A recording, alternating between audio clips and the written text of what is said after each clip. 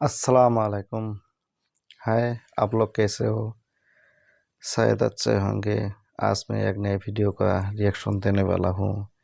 इस वीडियो का टाइटल है ज़बूर किताब को मानने वाला लोग आजकल कहाँ है। तो वीडियो को लास्ट तक देखिए और हमारा चैनल को लाइक कमेंट शेयर सब्सक्राइब कीजिए। चलो वीडियो स्टार्ट करते हैं।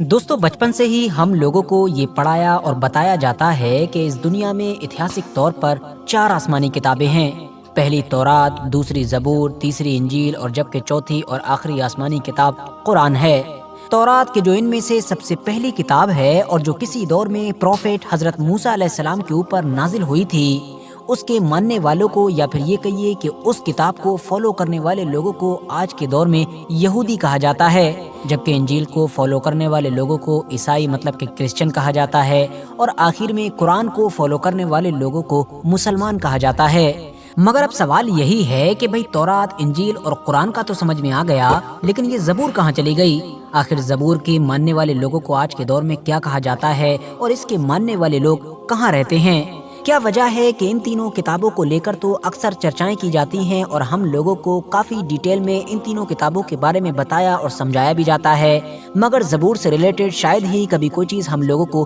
बताई जाती है। तो अब सवाल ये है कि क्या आज के दौर में ज़बूर नाम की ये किताब किसी भी हालत में हमारी इस दुनिया में मौजूद है भी या फिर नहीं, और अगर मौजूद है तो किस हाल में है और इसके अंदर क्या लिखा हुआ है? तो दोस्तों, अपने इन सारे सवालों के जवाब जानने से पहले हम लोगों के लिए ये समझ लेना जरूरी है कि आखिर ज़बूर नाम की ये किताब कब नाजिल हुई थी, किस पर नाजिल हुई थी और क्यों नाजिल हुई थी। तो दोस्तों, ये बात है उस दौर की कि जब कौम बनी इसराइल मिस्र के फिरौन की गुलाम हुआ करती थी। लगभग 400 साल की गुलामी से आज़ादी दिलाने के लिए खुदा की तरफ से इस कौम में एक नबी और एक रसूल भेजे गए कि जिनका नाम हजरत मूसा अलैहिस्सलाम था, और इन्हीं के ऊपर पहली मुकम्मल आसमानी किताब को नाजिल किया गया कि जिसको हम और आप लोग तौरात के नाम से जानते हैं। पैगंबर हजरत मूसा अलैहिस्सलाम ने इन लोगों को न सिर्फ फिरौन से आज़ाद कराया, बल्कि इन लोगों को सहराए सीना के एक बड़े इलाके से गुजारते हुए फिलिस्तीन की तरफ भी लेकर गए। इस पूरे वाक़े का जिक्र कुरान के अंदर भी मौजूद है, और याद रहे कि ये वही सहराए सीना का इलाका है कि जो दरियाए नील और फिलिस्तीन के बीच में पड़ता है और आज के दौर में मिस्र मतलब के इजिप्ट के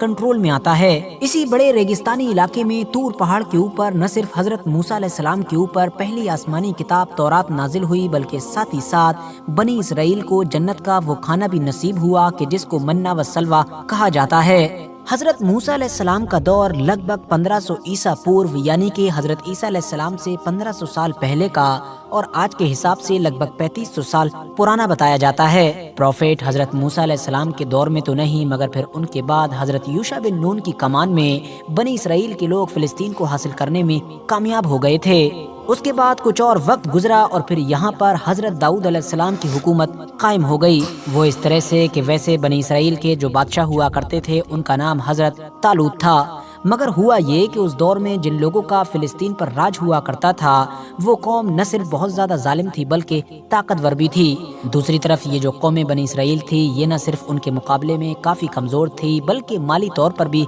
काफी गरीब थी। फाइनली एक बड़ी जंग में इन दोनों का आमना सामना हुआ और अपनी ताकत के नशे में चूर फिलिस्तीनी जालिम कौम की तरफ से ये ऐलान किया गया कि हमारे सिर्फ एक ही सिपाही के जिसका नाम जालूत है, उसको जो भी हरा देगा तो पूरी की पूरी ये जमीन ही तुम लोगों के हवाले कर दी जाएगी। न सिर्फ जमीन बल्कि वो ताबूत सकीना भी तुम लोगों को दे दिया जाएगा कि जो तुम्हारे लिए बहुत ज्यादा मुकद्दस मतलब पवित्र है और जिसके अंदर हजरत मूसा अलैहिस्सलाम या फिर हजरत हारून अलैहिस्सलाम जैसी बड़ी हस्तियों के तबर्रुकात मौजूद हैं। हजरत तालूत जो बनी इसराइल के सरदार थे, उन्होंने अपनी कौम के सामने ये ऐलान किया कि तुम में से जो भी इंसान इस जालूत को हराएगा मैं न सिर्फ उसके साथ अपनी बेटी की शादी कर दूंगा मतलब निकाह करा दूंगा, बल्कि वही बनी इसराइल का अगला बादशाह भी होगा। हजरत दाऊद अलैहिस्सलाम के जो उस दौर में काफी कम उम्र हुआ करते थे और बकरियां चराया करते थे, वो फौरन आगे आ गए और न सिर्फ आगे आए बल्कि उन्होंने एक वार के जरिए से ही इस जालूत नाम के बड़े से खतरनाक इंसान को हरा डाला। एक ही वार में ये जमीन पर जा गिरा। नतीजा ये हुआ कि फिलिस्तीनी लोग जंग हार गए और फिलिस्तीनियों को अपनी जमीन बनी इसराइल को देना पड़ी। वादे के मुताबिक हजरत तालूत की तरफ से बनी इसराइल के अगले बादशाह भी हजरत दाऊद अलैहिस्सलाम बने और हजरत दाऊद अलैहिस्सलाम ने इस इलाके पर अपनी न सिर्फ एक अजीमुशान बल्कि ताकतवर सल्तनत कायम की। याद रहे दोस्तों कि हजरत दाऊद अलैहिस्सलाम के दौर तक भी इन सभी लोगों की जो शरीयत थी वो हजरत मूसा अलैहिस्सलाम की ही शरीयत थी और ये तौरात को ही फॉलो किया करते थे। हजरत दाऊद अलैहिस्सलाम ने ही पहली बार बनी इसराइल के लिए एक ऐसी बिल्डिंग को तैयार करवाया कि जिसमें खास तौर पर इबादत वगैरह की जा सके और इसी बिल्डिंग के अंदर ही उस ताबूत सकीना को भी रखा गया कि जो बहुत ज्यादा मुकद्दस और पवित्र समझा जाता था। ये दरअसल वही बिल्डिंग, वही इमारत या फिर ये कहिए कि वही इबादत गाह थी कि जिसको आज के दौर में हम सब लोग हैकले सुलेमानी के नाम से जानते हैं। हैकले सुलेमानी इस इमारत का नाम इसलिए पड़ा क्योंकि इसकी बुनियाद भले ही हजरत दाऊद अलैहिस्सलाम ने रखी थी मगर इसको कंप्लीट हजरत सुलेमान अलैहिस्सलाम ने करवाया था जो हजरत दाऊद अलैहिस्सलाम के बेटे और इस सल्तनत के अगले बादशाह और अगले नबी भी थे और उन्हीं की निस्बत से इस बिल्डिंग का नाम हैकले सुलेमानी पड़ गया। याद रहे दोस्तों कि ये वही इमारत है कि जिसको आज के दौर में भी बहुत सारे यहूदी लोग थर्ड टेम्पल की शक्ल में एक बार फिर से बनाने का ख्वाब देखते हैं और हजरत दाऊद अलैहिस्सलाम ही वो पैगंबर हैं कि जिनके ऊपर ये दूसरी मशहूर आसमानी किताब ज़बूर नाजिल हुई थी। यहाँ पर गौर करने वाली और समझने वाली बात ये है कि इस ज़बूर के अंदर कोई नई शरीयत नहीं थी बल्कि इसके अंदर सिर्फ और सिर्फ खुदा की हम्दो सना थी, मतलब कि खुदा की तारीफें बयान की गई थीं। अब क्योंकि हजरत दाऊद अलैहिस्सलाम एक ऐसे मशहूर पैगंबर हैं कि जिनको खुदा ने कुछ मोजज़े दिए थे, जैसा कि वो अपने हाथ से लोहे को नरम कर दिया करते थे, साथ ही साथ उनको बहुत ज़्यादा खूबसूरत आवाज़ भी दी गई थी। वो जिस खूबसूरत अंदाज में और जिस खूबसूरत आवाज़ के साथ खुदा की हम्दो सना बयान किया करते थे, खुदा की तारीफ़ें वगैरह किया करते थे, इस तरह से इतिहास में न तो पहले किसी ने की थी और न ही कोई बाद में कर पाया है। ज़बूर नाम की इस किताब के नाजिल होने के बाद बनी इसराइल को बाकायदा तौर पर खुदा की हम्दो सना और खुदा की इबादत करने का तरीका